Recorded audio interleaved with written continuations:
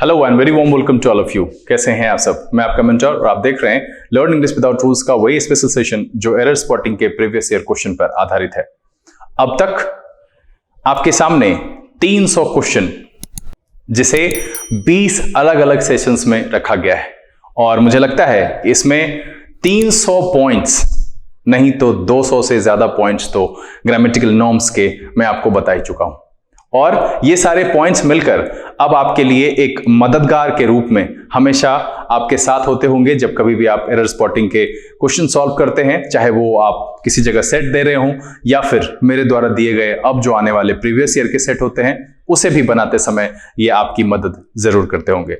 आज हम यहां पर उपस्थित हुए हैं सेट 21 के साथ। ये जानने की कोशिश करेंगे कि इसमें 15 क्वेश्चन जो दिया गया है उसका आंसर क्या है और उसके पीछे कौन कौन सा ग्रामेटिकल नॉर्म्स लगा हुआ है। वैसे बच्चे जिन्होंने इस सेट को नहीं बनाया है, वीडियो को यहीं पर पॉज कीजिए, नीचे डिस्क्रिप्शन में लिंक है, वहां से क्वेश्चन को डाउनलोड करिए, बनाइए और फिर मेरे साथ ये जानने की कोशिश कीजिए कि आपने क्या सोचा, क्या गड़बड़ी हुई और सही आंसर क्या है। ऐसा मैं बार बार आपसे इसलिए कहता हूं, हर वीडियो में मैं कहता हूं। बहुत सारे बच्चे तो इरिटेट हो जाते हैं, उनको लगता होगा कि सर पता नहीं एक ही चीज को बार बार कहते रहते हैं। ऐसा कुछ भी नहीं है। मैं इसलिए कहता हूं कि हर एपिसोड में मुझे ऐसा लगता है कि बच्चे जुड़ते हैं और उनके जुड़ने की वजह से जिनका छूट भी जाता है वो बात नहीं सुनते हैं और मेरे बार बार कहने से अगर 10 सेकंड का समय जाता है और आप वो काम कर लेते हैं तो उतना ज्ञान आपको मिल जाता है और ये कहीं ना कहीं किसी न किसी जगह पर आपको मदद जरूर करता है। चलिए यहां पर बिना देरी किए हुए आज के सेशन की शुरुआत करते हैं। आंसर शीट, नोटबुक और पेन लेकर तैयार हो जाइए। देखते हैं कि सेट 21 में मौजूद सभी 15 क्वेश्चन के आंसर क्या है, उसके पीछे कौन कौन सा ग्रामेटिकल नॉर्म्स लगा हुआ है। चलिए देखा जाए।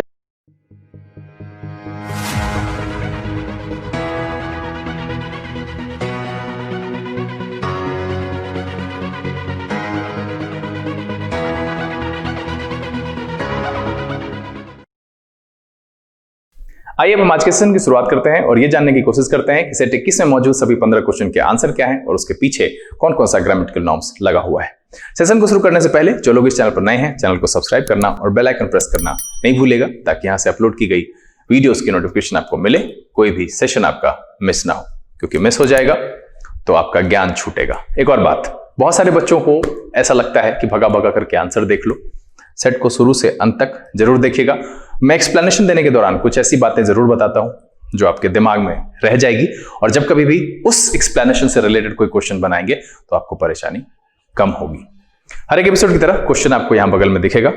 एक एक करके क्वेश्चन हम लेंगे और आपको बताते चलेंगे। चूंकि 300 क्वेश्चन हमने पूरा कर लिया है, इसलिए आज के सेशन का जो पहला क्वेश्चन है वो है 304। चौथा क्वेश्चन, फोर्थ, देखा जाए।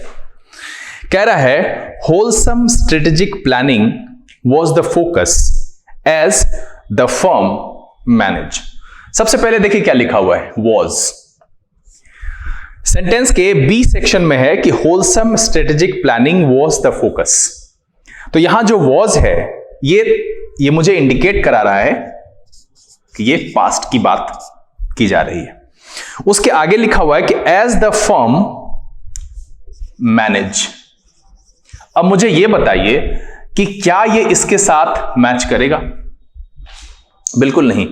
जब कह रहा है कि as the firm manage through a difficult period a couple of years ago, साथ में दूसरी बात यहां पर भी है कि कपल ऑफ इयर्स अगो, उस बात को भी अगर आप देखेंगे तो ये जो V1 का फॉर्म है ये गलत है। इसे आप V2 में चेंज करेंगे और लिखेंगे मैनेज्ड, और ऐसा करने से तब ये जो सेंटेंस है ग्रामेटिकली बिल्कुल करेक्ट हो जाएगा और तब हो जाएगा कि wholesome strategic planning was the focus as the firm managed through a difficult period, and that's why the answer is सी।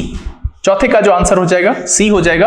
हमने इसमें क्या किया कि मेरा एक वर्ब दिया हुआ था पहले फॉर्म में, first one indicates present, that's why scenario जो है मेरे सेंटेंस का वो पास्ट का है, तो मुझे उसे सिंपल, हम यहां पर और भी प्रयोग कर सकते हैं बट हम एक साधारण सा जो है बदलाव करके सेंटेंस को सही कर दिए, तो वहां पर गड़बड़ी है, हमने सबसे पहले तो ये डिटेक्ट कर लिया। और ये एक्सप्लेनेशन जब मैं देता हूं तो बहुत सारे बच्चों के मन में ये भी सवाल आता है कि इस तरह के एक्सप्लेनेशन की जरूरत क्या है, मुझे सिर्फ ये पता चल गया कि यहां पे गलती है तो आंसर बता दो सिर्फ। बहुत सारे YouTube चैनल से ऐसा होता भी है कि 1 घंटे में 100 क्वेश्चन के आंसर आपको बता दिए जाते हैं कि इसका ये होगा, इसका ये होगा, इसको हटाओ, ये होगा। मैं जो ये बताता हूं इस एरर स्पॉटिंग के साथ साथ आपके एक टॉपिक की तैयारी भी एडिशनल में करवा रहा हूं। एंड वो कौन सा टॉपिक है? उसे कहते हैं सेंटेंस इंप्रूवमेंट। एसएससी वाले जाग जाइए। सेंटेंस इंप्रूवमेंट में इसी तरह का सवाल होता है। अब वहां एरर स्पॉटिंग नहीं होता है, वहां क्या होता है कि एक क्वेश्चन दिया हुआ होता है, उसके एक हिस्से को बोल्ड कर देता है या अंडरलाइन कर देता है, नीचे उसके बदले 4 ऑप्शन दिए हुए होते हैं। आपको यह कहा जाता है कि बोल्ड वाले हिस्से में सुधार की जरूरत है। That means it might be possible कि वो गलत हो सकता है। 5वां ऑप्शन होता है नो इंप्रूवमेंट रिक्वायर्ड। ठीक है, इसी से मिलता जुलता बैंक वाले फ्रेज रिप्लेसमेंट कहते हैं उसे, वहां पर भी होता है नो रिप्लेसमेंट रिक्वायर्ड, 5वां ऑप्शन।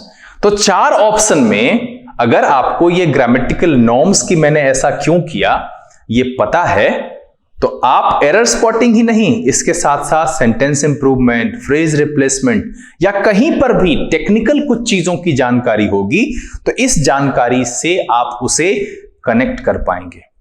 आपको यह लगता होगा कि सर इतना ग्रामर यहां पे बताते हैं। भाई मैं एक ही प्रकार के सवाल नहीं बता रहा हूं, ये एरर स्पॉटिंग की ठेकेदारी नहीं है कि यहां पर ईडी लगेगा। ये ग्रामर में कहीं पर भी पास्ट को इंडिकेट कराना होगा। Whenever you have to write, if you want to do that, तो आपको वो करना होगा, चाहे वो एरर स्पॉटिंग हो, फिल इन द ब्लैंक्स हो, कहीं पर भी।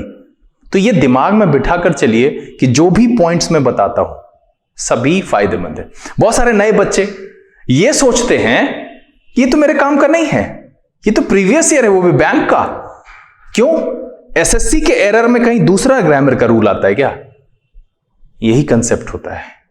तो आप ग्रामर ही पढ़ रहे हो एक तरीके से, बस अंतर इतना है कि हम इसको रैंडम बताते हैं क्योंकि क्वेश्चन जैसा है वैसा एक्सप्लेनेशन है, कोई चैप्टर नहीं है। और चैप्टर के लिए तो मैं सेशन बता ही रहा हूं, वॉइस के सेशंस तो आ ही रहे हैं। चलिए अगला सवाल देखा जाए, 5वां कह रहा है in spite of the best governmental efforts emission of green house gases and noxious chemicals. आपको लगता होगा कि एंड लगा हुआ है तो यहां पर रिमेन सही है ना, क्योंकि आपको पता है कि अगर हम 2 सब्जेक्ट को एंड से जोड़ते हैं तो यहां लिखा हुआ है कि green house gases and noxious chemicals. चूंकि ये वर्ब के बगल में है तो हमारा ध्यान यहीं जाता है, बट आप देखिए कि यहां पर कंसेप्ट क्या लगा हुआ है, noun plus preposition plus noun dot dot dot. और ऐसी परिस्थिति में मैंने आपको बताया था कि जब एक से ज्यादा नाउन प्रेपोजिशन से जुड़े हुए होते हैं तो वर्ब हमेशा पहले वाले नाउन को फॉलो करता है। अगर आपका पहला सिंगुलर है तो वर्ब भी सिंगुलर, पहला प्लूरल है तो वर्ब भी प्लूरल। और वैसी परिस्थिति में यहां पर बात ग्रीन हाउस गैसेस या नॉक्सियस केमिकल की नहीं की जा रही है, बात की जा रही है इमिशन की। Emission remains not remain. वो मेरा सिंगुलर है इसलिए ये गलत है, यहां हो जाएगा रिमेन्स। और इसीलिए जो इसका आंसर हो जाएगा 5वें का वो हो जाएगा डी। समझ में आ गया होगा मैंने क्या किया? मैंने आपको पहले ही बताया है कि एनपीएन एक से ज्यादा नाउन प्रेपोजिशन की मदद से कनेक्ट किए जाते हैं तो वर्ब हमेशा हम पहले वाले के अकॉर्डिंग लगाते हैं। जैसे merit of the students is, क्योंकि हम स्टूडेंट्स की बात नहीं कर रहे हैं, हम मेरिट की बात कर रहे हैं। Merit of the students is, are नहीं लगाना, गलत हो जाएगा। चलिए अगला सवाल देखा जाए, 6वां। हां, यहां एक जानकारी है, 2 वर्ड है,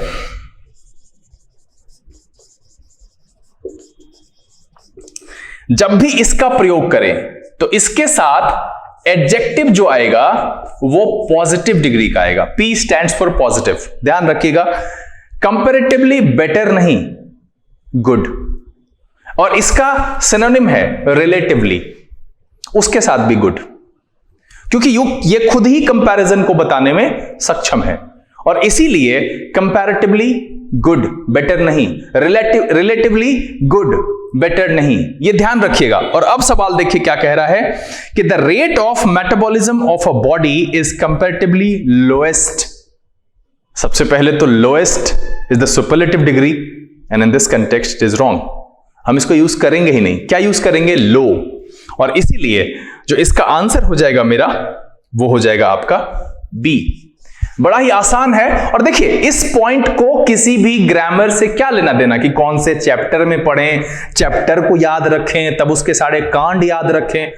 आपको लगेगा कि सर कैसे कैसे शब्द बोलते हैं, कांड है ना, तो शब्दों की सर जाति नहीं होती, उसको शर्मलाज नहीं होता है, वो हमारे ऊपर निर्भर करता है। और अगर कांड एक गंदा शब्द है तो रामायण में बाल कांड, रावण वो किष्किंधा कांड, अयोध्या कांड है, सोच लीजिए क्या है। तो शब्दों की जाति डिसाइड नहीं करते।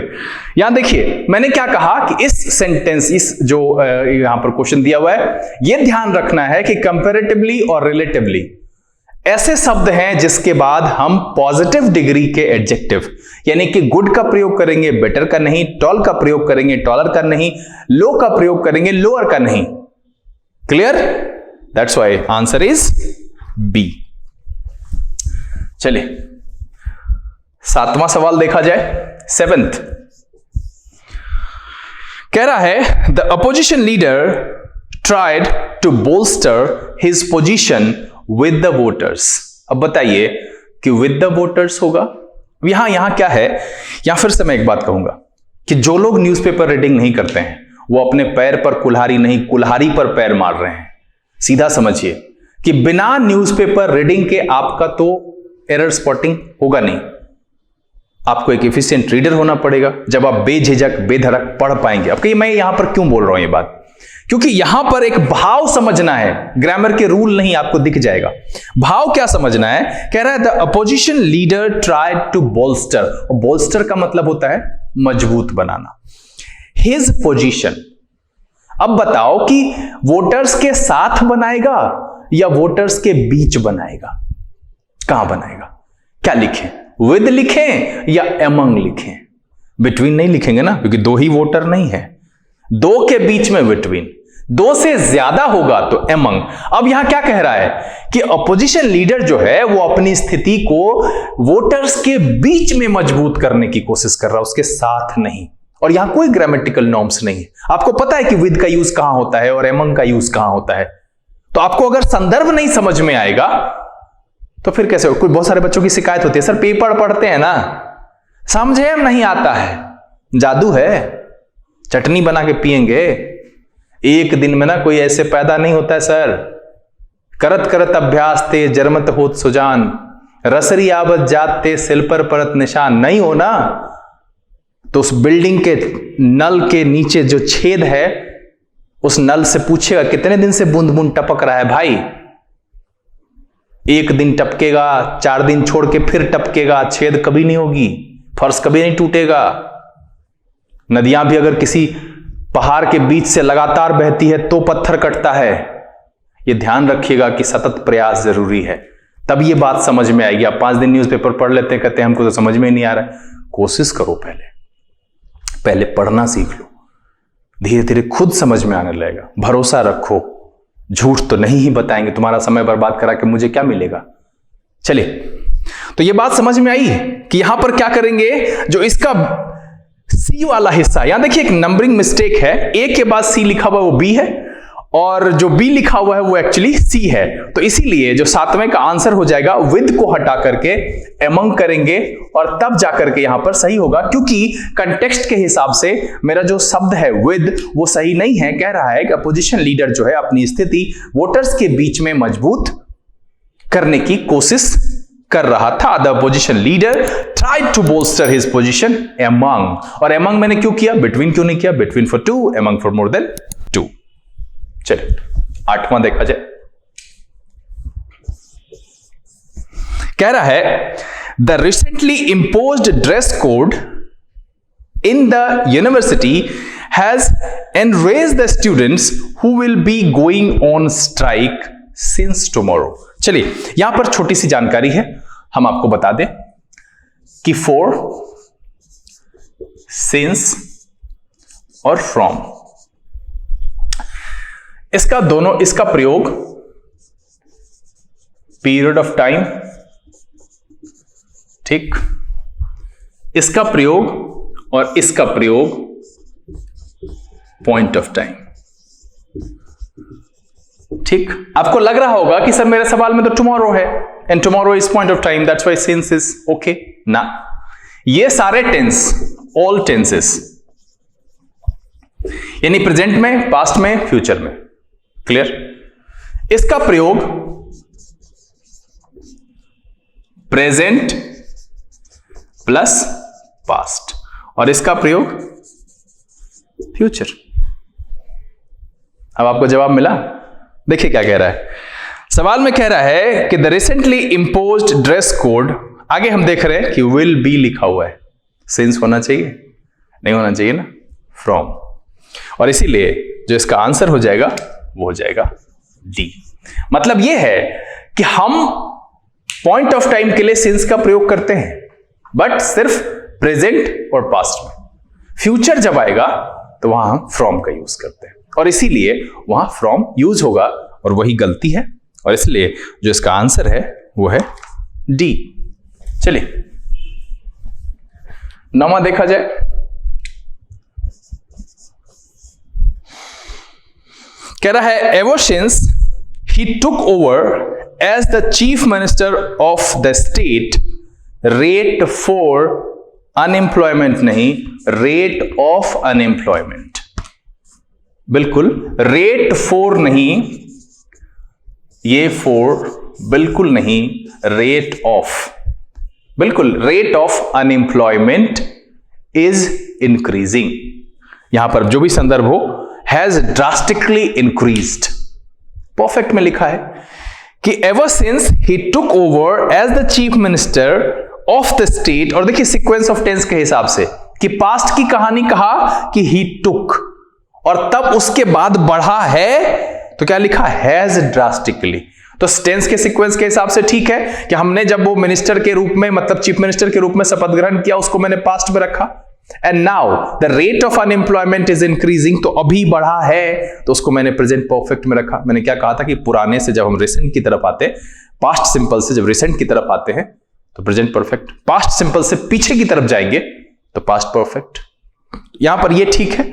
गड़बड़ी क्या हो गई कि रेट फॉर लिखा हुआ है जो कि रेट ऑफ होना चाहिए और इसीलिए जो इसका आंसर हो जाएगा 9 में का सी हो जाएगा। ये ध्यान रखिएगा, रेट ऑफ रखने की बात है, 1-2 क्वेश्चन में आएगा, आसानी से समझ में आ जाएगा। चलिए 10वां सवाल देखा जाए।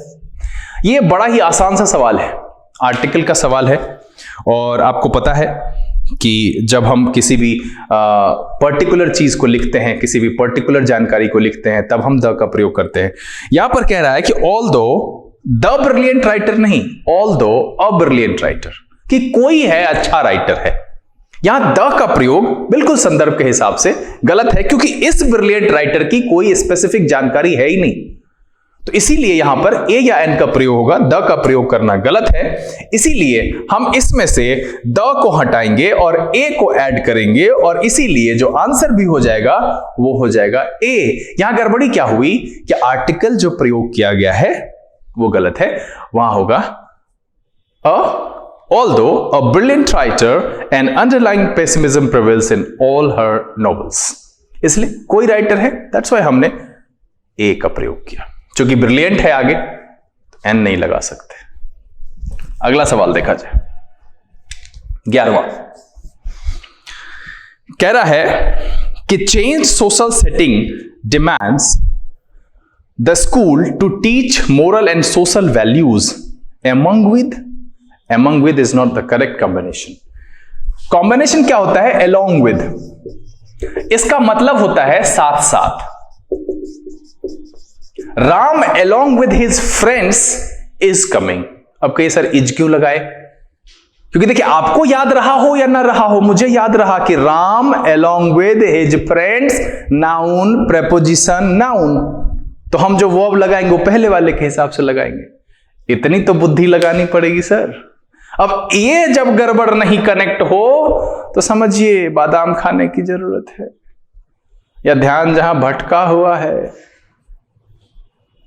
हेलो 1 2 3 की बात नहीं कह रहे हैं हम, वहां से सोचिए कि जब मैंने क्या कहा कि Ram along with his friends, तो आपको लगेगा हिज फ्रेंड्स तो आर, अरे बाबा along with is a preposition, first one is the original subject, इसलिए इज।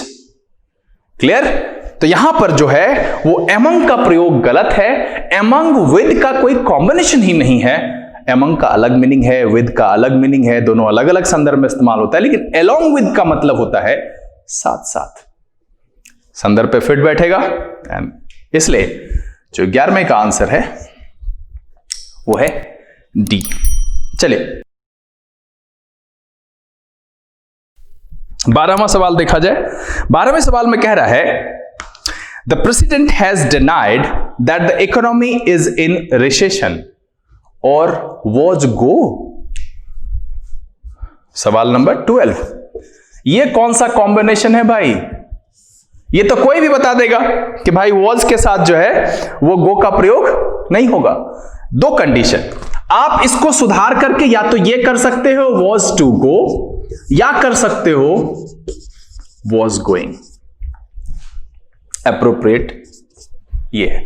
अब कहिए सर एप्रोप्रिएट कैसे कह रहे हैं? संदर्भ भी देखिएगा कि सेंटेंस में क्या कह रहा है कि the president has denied that the economy is in recession और वॉज टू गो, मतलब जाने को था या है, जा रहा था ऐसा नहीं, जाने को, ज्यादा अच्छा तक जाने वाला था या चला गया है। तो ये जो है मीनिंग अच्छा दे रहा है, इसलिए दोनों में से कोई भी लगा सकते हैं, दोनों पर सेंस आएगा। बट द एप्रोप्रिएट वन अगर कहेंगे तो होने वाला था, होने को था, ये अच्छा सेंस देता है। और इसीलिए जो इसका आंसर हो जाएगा 12वें का वो हो जाएगा सी। हमने यहां पर कैसे डिटेक्ट किया एरर? बड़ा ही आसान है कि जब कभी भी हम वर्ब बी यानी वॉज वर्ब का प्रयोग करते हैं तो हमें यह ध्यान रखना है कि वॉज वर्ब के साथ दो कंडीशन। एक्टिव में verb 1 plus ING and it indicates continuous action, but in passive आप पास्ट पार्टिसिपल का इस्तेमाल कर सकते हैं, है ना? Mango was eaten, I was eating mangoes. दो तरीके से, या तो हम आईएनजी लगा सकते हैं या नहीं तो एक पास्ट पार्टिसिपल रख सकते हैं। तो मैंने क्या किया, ये हम बनाते हैं इन्फिनिटिव के साथ, I am to go, I was to go, तो वो भी हम रख सकते हैं, टू लगा करके नाउन बना दिया। चलो गोइंग नहीं रख सकते, बट वॉज के बाद नाउन तो रख सकते हैं। 2 + V1 इज इन्फिनिटिव, और तब वो नाउन हो जाएगा, और उस लिहाज तब वो सही हो जाएगा। इसलिए जो 12वें का आंसर हो जाएगा वो हो जाएगा सी। चलिए 13वां देखा जाए। यहां लिखा हुआ है द एंग्री एट बीइंग। अब बताइए, द के बाद एंग्री लिखिएगा, ये एडजेक्टिव है, इसके बाद नाउन चाहिए। गलत है ओब्वियसली। या तो इसके बाद आप एक लीजिए, मैन, बॉय, गर्ल, कुछ भी, तब सही हो जाएगा। Article plus adjective plus noun. अगर आप सिर्फ रख रहे हैं आर्टिकल के बाद कुछ, noun, article is a kind of adjective, simple. Article भी एक प्रकार का एडजेक्टिव है। आपको यह पता हो या ना हो, सुन करके ताज्जुब लगेगा, आर्टिकल एडजेक्टिव कैसे हो गया? वो तो डिटरमिनर है। सर वो डिटरमिनर डिटरमिनेटिव्स का प्रकार है और डिटरमिनेटिव्स एडजेक्टिव का प्रकार है। एडजेक्टिव दो प्रकार के, डिस्क्रिप्टिव और डिटरमिनेटिव्स। अगर आप 8 प्रकार के पढ़े हैं तो उसी डिस्क्रिप्टिव और डिटरमिनेटिव्स के हिस्सा पढ़े होंगे। जड़ में उसका बाबूजी कौन है भूल गए, मास्टर साहब ना बताए आपको। तो आर्टिकल के बाद हमेशा नाउन, एन के बाद नाउन, द के बाद नाउन। अगर आप एडजेक्टिव लगाते हैं तो आगे एक नाउन लगाना पड़ेगा, a good boy, a good girl. यहां भी आप लगाएंगे तो ठीक हो जाएगा। हम काहे लगाएं? हमको नहीं दिया, हम इसको नाउन में चेंज कर देंगे। नाउन क्या होगा? एंगर, इसका मतलब होता है गुस्सा। एंग्री को हमने क्या किया, नाउन वाले फॉर्मेट में चेंज कर दिया। मुझे नाउन चाहिए था, कहिए सर हम यहां पर हमको हम मैन लगाएंगे, सिचुएशन में बैठ रहा है लगा लो, फिर भी गलती वही होगा, ए नंबर। लेकिन क्या होता है ना, एरर स्पॉटिंग का मतलब है कम सुधार, सेंटेंस मिटा के फिर से नहीं लिखना है, रिक्रिएट करने थोड़ी दिया है। कोई कहेगा घर में कुछ सुधार दिखे, ढाह लो नया बना लो। एरर का मतलब होता है कम से कम गलती चुनना। हम क्या किए, एंग्री मेरा एडजेक्टिव था, एंगर उसका नाउन वाला फॉर्मेट है।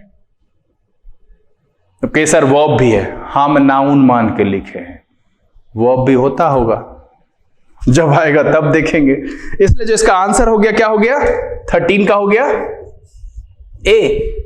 बात समझ में आई कि ए, एन और द, इसके बाद अगर आप लिखेंगे तो सिर्फ और सिर्फ आप नाउन लिखेंगे। अगर आप एडजेक्टिव ऐड करते हैं, in that case after adjective you must have to put noun, बिल्कुल रखना चाहिए, वरना वो गलत हो जाएगा। चलिए 13 का जो हो गया वो हो गया ए, एंग्री को करेंगे एंगर। चलिए 14वां देखा जाए। कह रहा है कि हिज कमेंट्स केम आफ्टर, गौर करिएगा, केम आफ्टर। मैंने इसके लिए नहीं लिखा, इसके लिए लिखा V2। The research group said, फिर से V2, ठीक। इट्स कंज्यूमर कॉन्फिडेंस इंडेक्स वर, एक तो सबसे पहले वर और उसके बाद लिखा हुआ है स्लम्प्ड। अच्छा ये बताइए, अब तो ये आप आसानी से समझ सकते हैं कि रेट गिरेगा कि गिरा दिया जाएगा, खुद ही गिरता है ना जी। रेट, रुपए का मूल्य जैसे इधर से उधर होगा उसी के हिसाब से जो है रेट ऊपर नीचे होगा। तो यहां जो लिखा हुआ है कि कंज्यूमर कॉन्फिडेंस इंडेक्स, वो क्या हो जाएगा, स्लम्प्ड, हेड स्लम्प्ड ना। क्यों, क्योंकि पहले गिरा, फिर रिसर्च वाला बोला, फिर रिपोर्ट आया, केम, सेड, बोला तब रिपोर्ट आया, ये रिसेंट है। हम इससे पहले की बात कर रहे हैं कि कंज्यूमर इंडेक्स जो था, कॉन्फिडेंस इंडेक्स, वो पहले गिर गया, पास्ट की पुरानी घटना है जो कि इस दोनों से पुरानी है। और यहां लिखा हुआ है वर्ड, जो कि गलत है। क्या होना चाहिए, हेड, क्योंकि यह घटना हो सकता है कि मंडे को हुई, ट्यूसडे को रिसर्चर ने कहा और वेडनेसडे को न्यूज़पेपर में छप के आया, ऐसे समझिए। तो यह ज्यादा पुराना है, सारे पास्ट की घटना है बट ये ज्यादा पुराना है, इसलिए वर स्लम्प्ड। तो और वर स्लम्प्ड तो होगा नहीं, क्योंकि फिर वो पैसिव हो जाएगा, और पैसिव यहां गड़बड़ है। कंज्यूमर कॉन्फिडेंस इंडेक्स जो है वो सब्जेक्ट के तौर पर यूज हुआ है, इसलिए हेड स्लम्प्ड।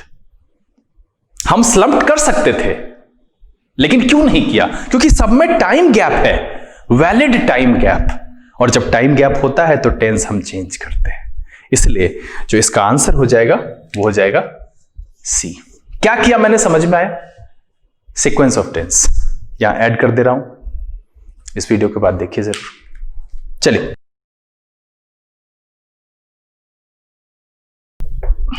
अगला सवाल देखा जाए, 15वां।